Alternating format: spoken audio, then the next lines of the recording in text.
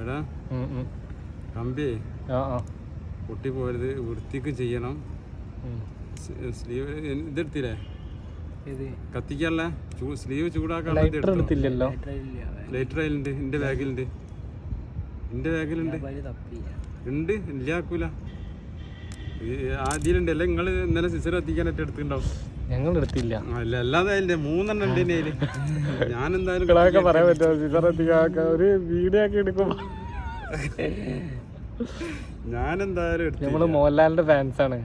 നെക്കോട്ടിക്സ് is A deity business എന്നാ മോഹൻലാലാണ്. അതുകൊണ്ട് നമ്മള് വലിക്കാറും കുടിക്കാറും ഇല്ല.